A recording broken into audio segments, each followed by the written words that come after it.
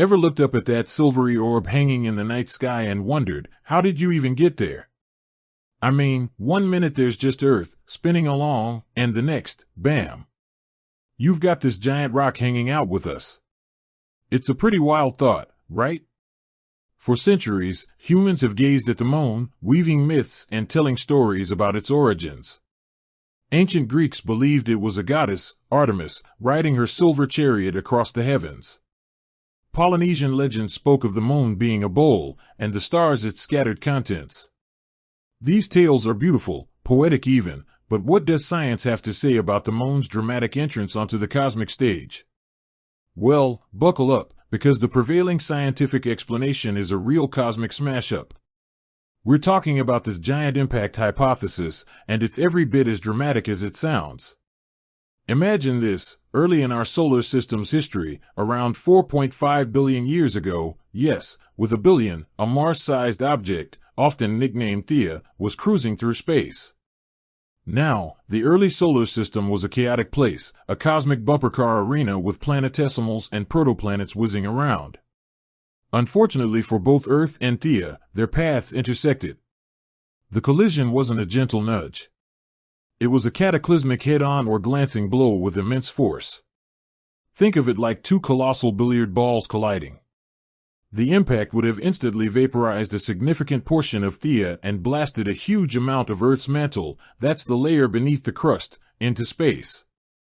Now, here's where the magic, or rather, the physics, happens. This ejected material, a swirling disk of superheated rock and debris, didn't just disappear into the void. Gravity, that tireless cosmic sculptor, began to do its work. Over time, these fragments started to clump together, slowly coalescing under their own gravitational pull. Bit by bit, particle by particle, this swirling cloud of debris coalesced, eventually forming the magnificent moon we see today.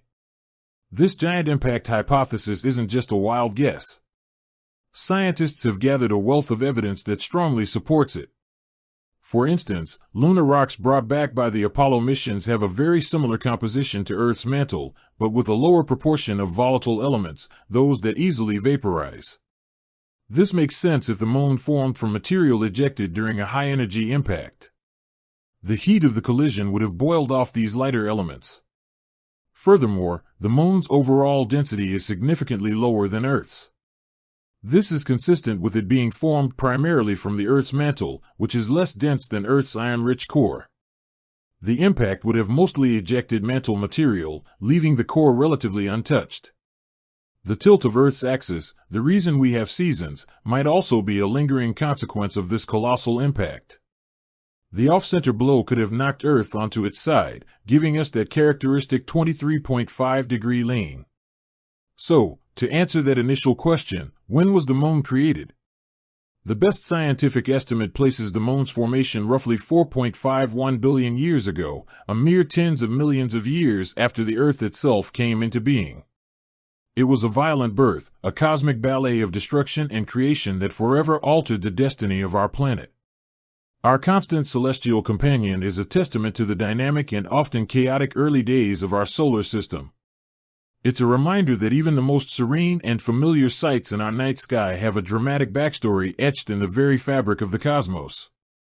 With that said, thanks for watching, and until next time.